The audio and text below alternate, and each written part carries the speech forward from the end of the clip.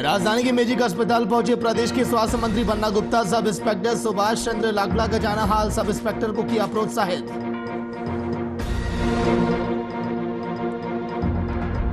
कैमूर में हड़ताल पर बैठे कार्यपालक सहायक 8 सूत्रीय मांगों को लेकर दे रहे धरना, मांगे पूरी ना होने तक देंगे धरना।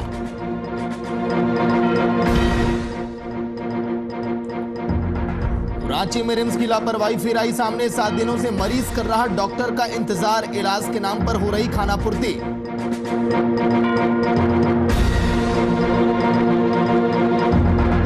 धनबाद पुलिस को मिली बड़ी सफलता, पुलिस ने 4 साइबर अपराधियों को किया गिरफ्तार, आरोपियों के कब्जे से कई सामान बरामद।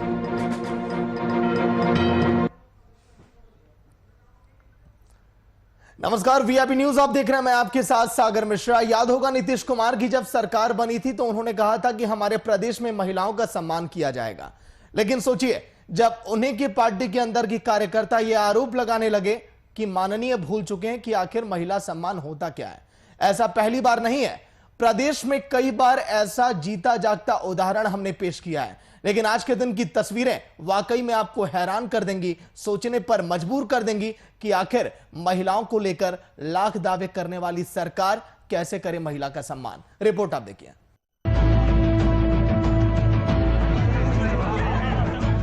लेडीज फर्स्ट, नारी को सम्मान, नारी तू शक्ति, तू ही नारायण। न जाने ऐसे कितने स्लोगनों का इस्तेमाल हम करते हैं नारी को सम्मान देने में, उसका दर्जा बताने में कि आखिर समाज में उसका दर्जा है क्या।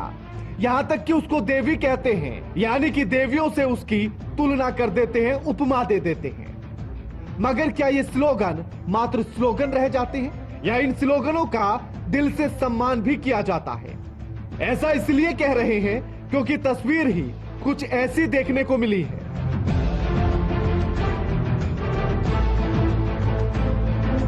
वो भी उस पार्टी के कार्यक्रम में जो कि बिहार में सत्ता पर आसीन है। हाँ, वही जेडीयू, नीतीश कुमार वाली जेडीयू कहिए, नीतीश कुमार वाली, या नहीं आरसीपी सिंह वाली जेडीयू कहिए, जो कि अपने चुनाव प्रचार में महिला विकास, महिला सर्वोपरि जैसे शब्दों का इस्तेमाल कर रही थी। मगर जब सत्ता में आई तो उसका उल्टा देखने के लिए मिला उसी के आयोजित कार्यक्रम में।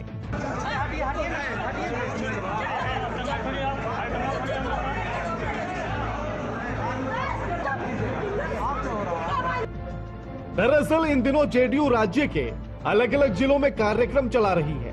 प्रदेश अध्यक्ष कार्यकर्ताओं के साथ कार्यक्रम का उद्देश्य है कि पार्टी का ढांचा जमीनी स्तर पर मजबूत हो। लेकिन पार्टी के वरीय नेताओं के बातों की पोल उस वक्त खुल गई जब मुंगेर जिला सचिव प्रतिभा सिंह ने पार्टी में महिलाओं के सम्मान को लेकर प्रदेश अध्यक्ष उमेश के सामने ही हंगामा कर डाला। प्रतिभा सिंह का कहना है कि वो लंबे समय से जेडीयू से जुड़ी है, यहां तक कि नीतीश कुमार के साथ कई प्रदर्शनों में शामिल भी हुई है। फिर भी आज उन्हें नजरअंदाज किया जा रहा है, उन्हें वो सम्मान और अधिकार नहीं मिल रहा है जिसकी वो हकदार है। अब यकीन करिएगा आप नीतीश कुमार पर, उनकी पार्टी जेडीयू पर, क्योंकि वो महिलाओं को सम्मान देने की बड़ी बड़ी बातें करते हैं, या फिर यूं कहें कि डींगे हाँकते हैं, डींगे।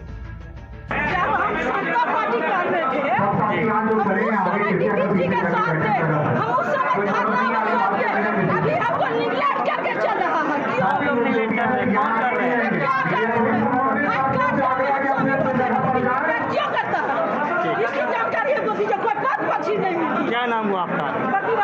किस पद पे है? देखा और सुना आपने कैसे महिला को रोका जा रहा है उसकी बात कहने से, ताकि मामला सुर्खियों में ना आ जाए, पार्टी की प्रतिष्ठा पर आंच न आ जाए। महिला की प्रतिष्ठा पर आंच आती हो तो आने दिया जाए, बस पार्टी सही सलामत रहनी चाहिए। क्यों मुख्यमंत्री जी, क्यों नीतीश कुमार जी, सच कहा ना? मगर आनी तो थी ही। एक और जेडीयू बात कर रही है जमीनी स्तर पर पार्टी को मजबूत करने की, लेकिन उसी पार्टी के कार्यकर्ता ही उससे संतुष्ट नहीं है जमीनी वाले स्तर पर। एक बार प्रदेश अध्यक्ष के मुखार बिंदु से भी सुन लीजिए कि आखिरकार कार्यक्रम का उद्देश्य क्या था। अजी चलिए प्रदेश अध्यक्ष साहब, काहे झूठ बोलते हैं इतना? उद्देश्य क्या था और सच क्या दिख रहा है, तस्वीर क्या कह रही है और वहां होने वाला यह हंगामा क्या कह रहा है, सुना नहीं आपने? तो सुन लीजिए ना, देख लीजिए ना, अमल कीजिए ना, उसके बाद फिर इस उद्देश्य पे आइएगा। द्वारा जिलावार जो है कार्यक्रम आयोजन किया गया है प्रदेश अध्यक्ष कार्यकर्ताओं के साथ, और इस कार्यक्रम में जो हमारा संगठन है, संगठन की ज़मीनी स्तर पर उसको मुआयना करने के लिए, ज़मीनी स्तर पर उसको मूल्यांकन करने के लिए हम यहाँ आए हैं। कार्यकर्ताओं से रूबरू होने के लिए, कार्यकर्ताओं के साथ उनकी भावनाओं को जानने के लिए, हमारा संगठन का ढांचा जो है, संगठनात्मक ढांचा कैसे मजबूत हो, कैसे धारदार हो, निचले स्तर जो हमारी इकाई है, जो बूथ स्तर पर कैसे मजबूत हो, इसके लिए हम लोग यहाँ आए हैं। बहरहाल बड़ी बड़ी बातें करने वालों की सच्चाई तो आपने देख ही ली है। ऐसे में सवाल यही है कि इन कार्यक्रमों का उद्देश्य कैसे पूरा होगा जब उसी के कार्यकर्ता उससे संतुष्ट नहीं होंगे। उनको जो सम्मान और अधिकार मिलना चाहिए वो न मिले, तब तक कैसे कार्यक्रम सफल सिद्ध होगा, ये एक बड़ा सवाल है। और ये पार्टी के हर उस वरीय अधिकारी पर है, उस पदाधिकारी पर है जिसके कंधों पर जिम्मेदारी है। और मुख्यमंत्री साहब, आपने तो बड़ी बड़ी बातें की थी कि सत्ता में आ जाएंगे तो महिलाओं को सम्मान, हक और अधिकार देंगे। अपनी पार्टी के पहले कार्यकर्ताओं को दे लीजिए, उसके बाद बिहार की जनता का सोचेंगे आप। पार्टी के कार्यकर्ताओं को तो दे नहीं सके, फिर जनता कैसे भरोसा करे आप पर? सवाल तमाम हैं और इनके जवाब ढूंढना आपको है सीएम साहब, आपको।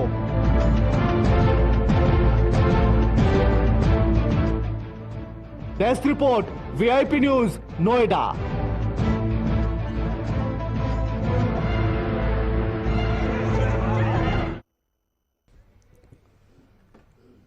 झारखंड विधानसभा के बजट सत्र में माननीयों के मास्क नहीं पहनने और कोरोना गाइडलाइंस का पालन नहीं करने का मुद्दा उठा।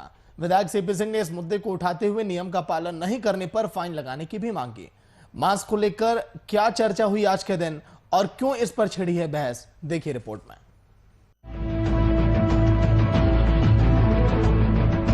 झारखंड में कोरोना संक्रमण के दूसरे चरण के आने से पहले ही राज्य सरकार तैयार हो गई है। राज्य में एक बार फिर से कोरोना से बचने के लिए मास्क पहनना यानी कि इसके निर्देशों को अनिवार्य कर दिया गया।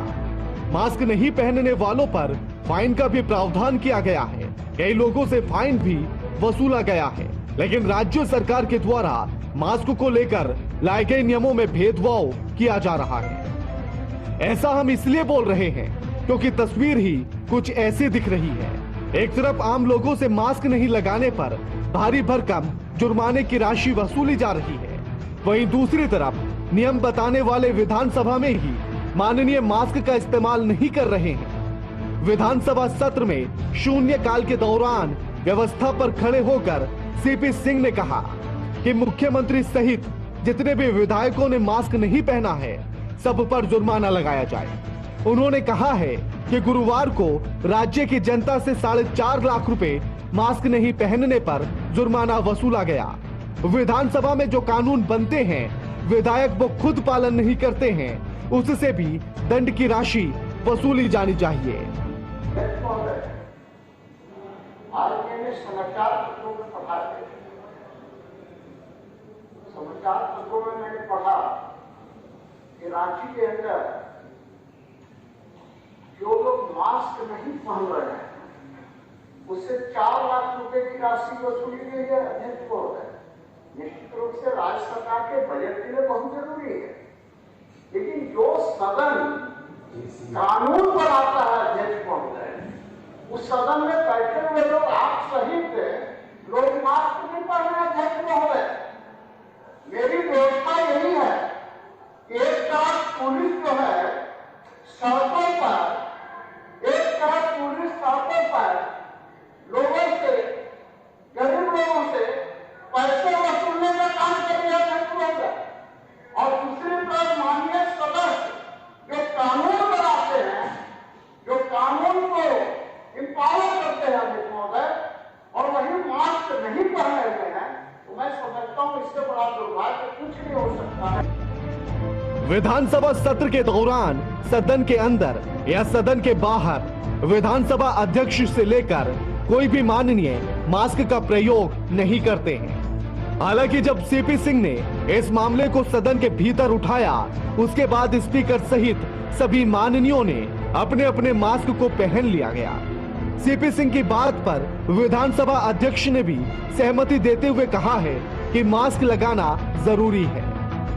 वहीं सीपी सिंह के द्वारा फाइन लगाने की बात पर चुटकी लेते हुए ग्रामीण विकास मंत्री आलमगीर आलम ने कहा है कि सदन की कार्यवाही शुरू होने से आज तक के वीडियो रिकॉर्डिंग को चेक करके मास्क नहीं लगाने वाले सभी माननीयों पर फाइन लगाया जाए। हमने लगा हुआ है और 26 तारीख से चल रहा था हाउस, रोजाना निकाला गया, कौन नहीं, सबका फाइन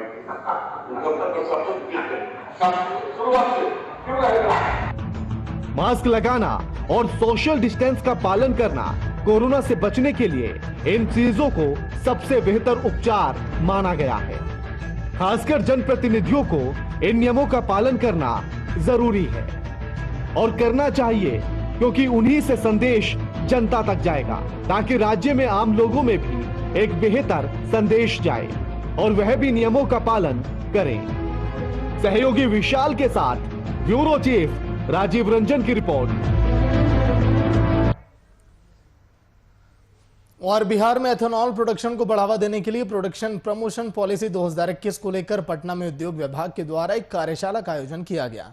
इस कार्यक्रम का उद्घाटन बिहार के उद्योग मंत्री शाहनवाज हुसैन ने किया और आज के दिन की तस्वीर हम आपको दिखाएंगे। इस प्रमोशन कार्यक्रम में साधना ग्रुप के सीएमडी भी दिखाई दिए, जहां पर राकेश गुप्ता ने तमाम बातों का जिक्र किया और देश से कई बड़े उद्यमी और निवेशक भी वहां पर मौजूद रहे। इस मौके पर पहुंचे निवेशकों से बात की हमारे पटना के वरिष्ठ संवाददाता शशांक दुबे ने। देखिए जो है और इंडस्ट्रियलिस्ट यहाँ पे मौजूद है।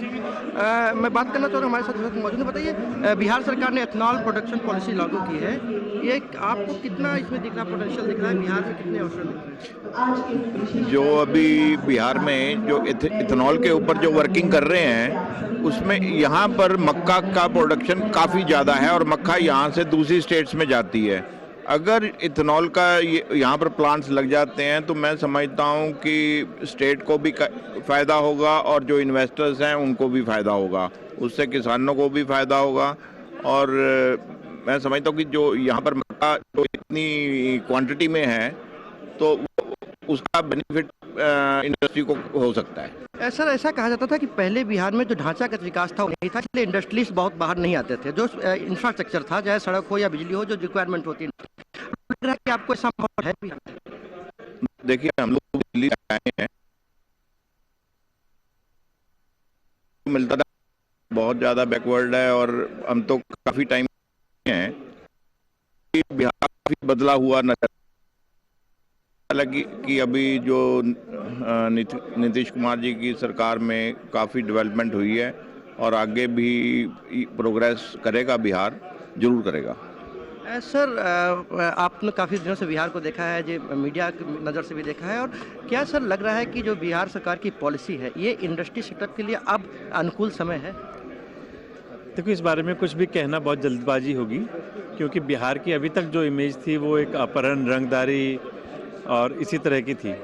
लेकिन अब लगता है कि नीतीश कुमार जी के नेतृत्व में जो सरकार काम कर रही है और शाहनवाज जी एक डायनेमिक लीडर हैं, देश विदेश के व्यापार का इनको अनुभव भी है, तो हो सकता है कि बिहार प्रगति की राह पर चल पड़े और उद्योग धंधे यहाँ पर आ सकें।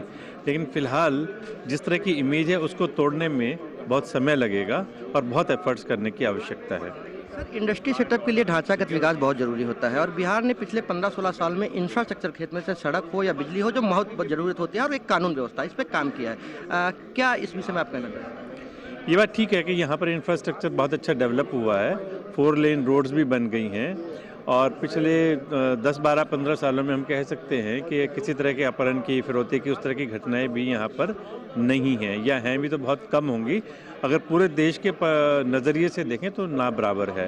तो हो सकता है कि उद्योगों के लिए एक अच्छा यहाँ पर वातावरण मिल सकेगा। सर, एक इन्वेस्टर के नाते, एक उद्यमी होने के नाते आप लोग क्या बिहार सरकार से चाहते हैं, कैसा माहौल चाहते हैं और कौन सी खास चीज़ें चाहते हैं जो सरकार आपको दे?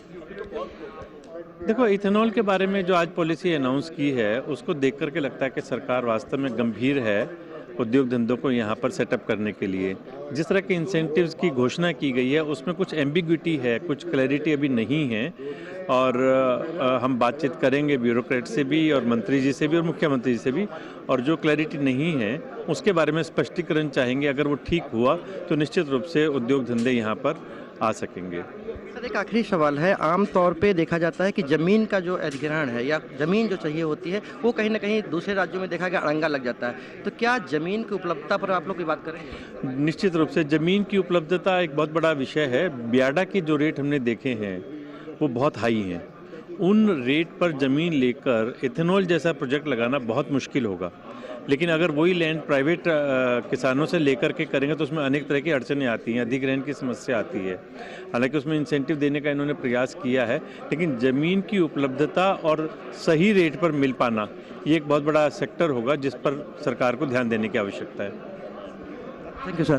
तो ये तमाम इंडस्ट्रियलिस्ट थे, इन्वेस्टर्स थे जो इस वक्त इस कार्यक्रम में आए हुए हैं और इन लोगों का कहना है कि जो बिहार में तमाम तरह के औद्योगिक विकास की बात है, विकास में हालांकि ढांचागत विकास हुआ है, बिहार में तमाम तरह की और जो सरकार की पॉलिसी है वो आकर्षक पॉलिसी है, लेकिन अभी बहुत जल्दबाजी हो गई ये कहना, क्योंकि तमाम ऐसी चीज़ें हैं, चाहे वो कानून व्यवस्था हो या फिर ज़मीन अधिग्रहण का मामला हो, वो बिहार में काफ़ी ज़्यादा मुश्किल टफ काम होता है। और दूसरी बात उन्होंने कही, जो बियाडा की ज़मीन सरकार ने पेशकश की है उद्योगपतियों को, वो कहीं ना कहीं कीमत ज़्यादा है। तो अभी तमाम सारे चीज़ों का निगोशिएशन होना बाकी है, लेकिन ये जो बड़े इंडस्ट्रियलिस्ट आए हैं, जो तमाम निवेशक आए हैं, इनका कहना है कि सरकार की सोच अच्छी है, सरकार गंभीर दिख रही है और लग रहा है कि बिहार में अब मौका है, एक समय है जब बिहार को कहीं ना कहीं इंडस्ट्रियल हब की ओर ले जाया जाएगा। और खास करके इथेनॉल प्रोडक्शन के लिए जो सरकार ने पॉलिसी लाई है उसका तमाम निवेशकों ने और उद्योगपतियों ने स्वागत किया है। पटना से कैमरा पर्सन सप्तऋषि के साथ मैं शशांक।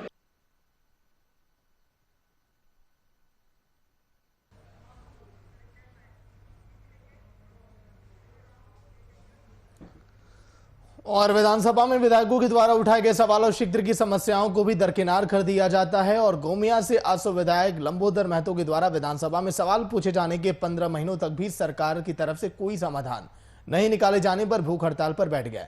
विधायक लंबोदर महतो सरकार के किस रवैये से आखिर नाराज हैं, क्या लगा रहे हैं वो आखिर आरोप, इसी पर बातचीत की हमारे ब्यूरो चीफ राजीव रंजन ने। देखिए आप। विधानसभा सत्र में कोई भी विधायकों के द्वारा कोई मामला उठाया जाता है ये सोचकर कि उनके मामले पर कार्रवाई होगी और उनकी समस्या दूर होगी, लेकिन पिछले काफी समय से ये देखा जा रहा है कि विधानसभा के अंदर भी जो मामले उठाए जाते हैं उस पर कार्रवाई नहीं होती है, काफी देर से उसमें सुनवाई भी होती है। हमारे साथ लंबोदर जी हैं, लंबोदर महतो विधायक है गोमिया से, और ये भी कुछ समस्या को लेकर विधानसभा में मामला उठाए थे, लेकिन अभी तक कोई कार्रवाई नहीं हुई है, जिसको लेकर ये भूख हड़ताल पे बैठे हैं। इनसे बात करते हैं, क्या आपका मामला था जिसको लेकर आज अब भूख हड़ताल पे बैठे हैं? देखिए, दो महत्वपूर्ण मामला है। एक तो है कि शहीद विनोद यादव, जिनका 7 वर्षों पूर्व सुकमा में नक्सलियों से लड़ते हुए शहीद हो गए थे, और 7 वर्षों के बीतने के बावजूद और माननीय मुख्यमंत्री जी के उनके घर पर जाकर आश्वासन देने के बाद, विधानसभा में गृह विभाग का यह लिखित आश्वासन आने के बाद कि हम 15 दिनों के अंदर उसको विशेष अनुग्रह अनुदान राशि 2 लाख रुपए का भुगतान कर देंगे। आज तक नौकरी नहीं मिली, पेट्रोल पंप नहीं मिला, जमीन बंदोबस्ती नहीं हुई। तो निश्चित रूप से सदन में आश्वासन के बाद, गृह विभाग का लिखित आश्वासन के बाद 15 महीना बीतने के बाद भी उसका अनुपालन नहीं होना निश्चित रूप से दुखद है और शहीद परिवारों के प्रति कहीं न कहीं सरकार की मंशा अच्छी नहीं है। और कई ऐसे मामले, जैसे एक TTPS ललपनिया का मामला मैंने ध्यानाकर्षण में लाया था।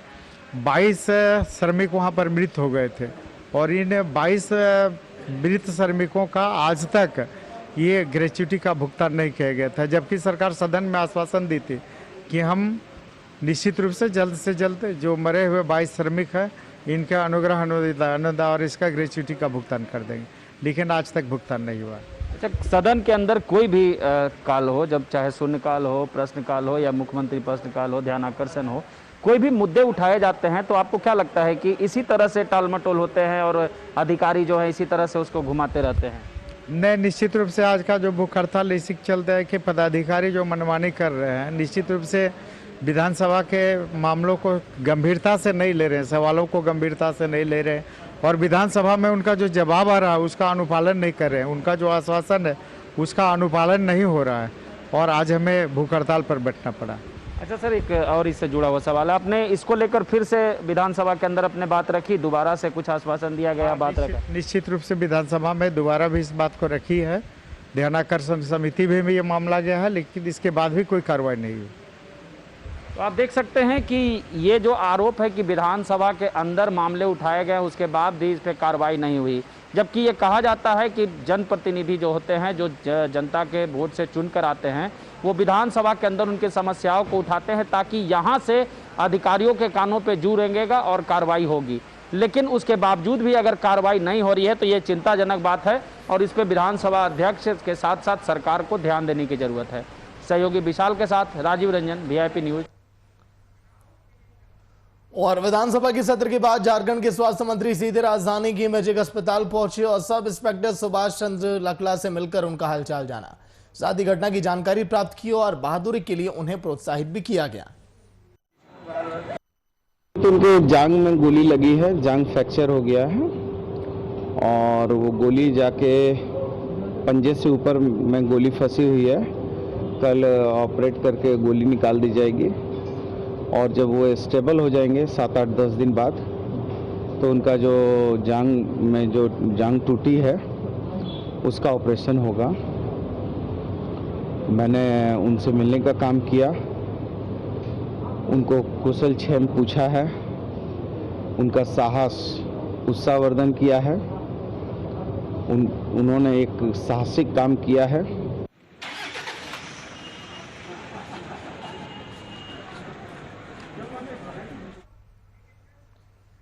कैमूर जिले के कार्यपालक सहायक अपनी 803 मांगों को लेकर अनिश्चितकालीन हड़ताल को लेकर चौथे दिन भी धरनास्थल पर जमे हुए और सरकार के खिलाफ नारेबाजी करते हुए दिखाई दिए। वहीं कैमूर जिला कार्यपालक सहायक के जिला अध्यक्ष गणेश चतुर्वेदी ने जानकारी देते हुए हड़ताल का चौथा दिन बताया भी। आज हमारे हड़ताल का चौथा दिन है और हम लोग अपने मांग पर तब तक डटे रहेंगे जब तक सरकार हमारी मांगों को नहीं मान लेती है। और सरकार के द्वारा हम लोगों को हटाने का लेटर आया हुआ है कि आप लोग 48 घंटे के अंदर ज्वाइन करें, नहीं तो आपको कार्यमुक्त कर दिया जाएगा और नियोजन के अयोग्य करार दिया जाएगा। लेकिन हम लोग मानेंगे नहीं, हम लोग डटे रहेंगे और जब तक बिहार सरकार नीतीश कुमार मेरी सरकार को मेरी मांग को पूरा नहीं कर पाते हैं तब तक हम लोग इसी तरह हड़ताल बनाए रखेंगे। भाई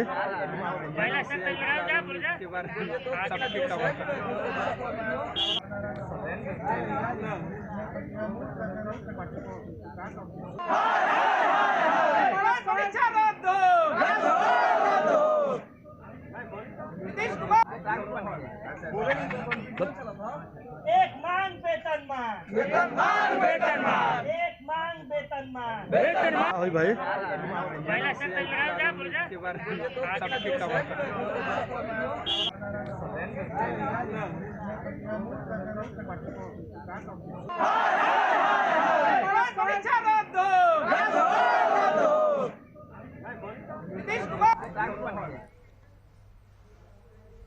धनबाद पुलिस को एक बड़ी सफलता हाथ लगी है। पुलिस ने निरसा से 4 साइबर अपराधियों को गिरफ्तार किया। आरोपियों के कब्जे से 8 मोबाइल, बैंकों की कई ATM समेत कई आपत्तिजनक चीजें भी बरामद की गई। पुलिस ने गुप्त सूचना के आधार पर यह कार्रवाई की थी।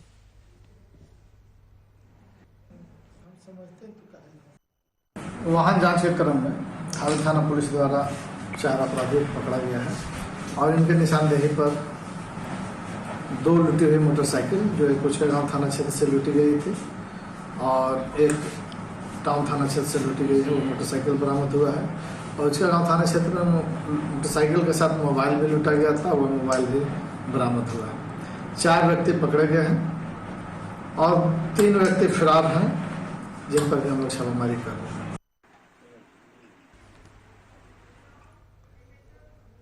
राज्य पुलिस को एक बड़ी सफलता हाथ लगी है। पुलिस ने बीते दिनों दारोगा सुभाष लाखड़ा पर फायरिंग करने वाले आरोपियों को गिरफ्तार किया। गिरफ्तार आरोपियों के कब्जे से चोरी के सामान भी बरामद किए गए।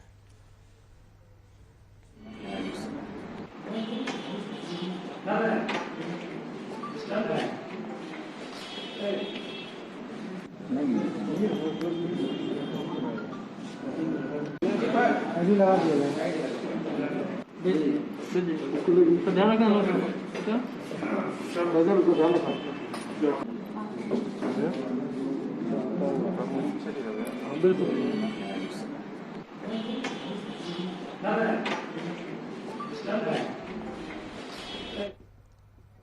मशरक थाना क्षेत्र की डुमरसन गांव में बिजली बिल बकाया रखने पर वसूली टीम के साथ हंगामा किया गया। साथ ही गाली गलौच और दुर्व्यवहार करने के मामले में विद्युत अभियंता मशरक ने थाना पुलिस में प्राथमिकी दर्ज कराई।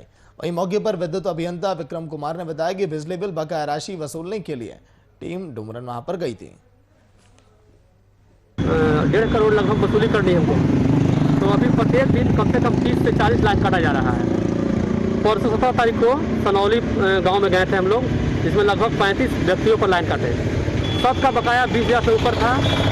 सनौली ग्राम में टोटल बहुत बड़ा गांव है, उसमें 35 लाख रेवेन्यू बकाया है मेरे पास, जिससे कल 2 लाख रुपया रिकवरी किया गया है और भी धीरे धीरे सब जमा करने के लिए प्रेरित हो रहे हैं, जमा कर रहे हैं।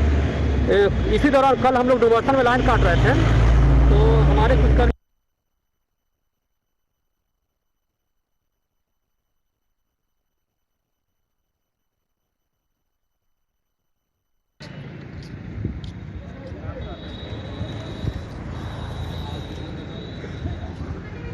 जो हमारे 2020 का फाइनेंशियल का लास्ट मंथ चल रहा है। तो चलिए इसी के साथ इस बुलेटिन में इतना ही। देखते रहिए VIP न्यूज। नमस्कार।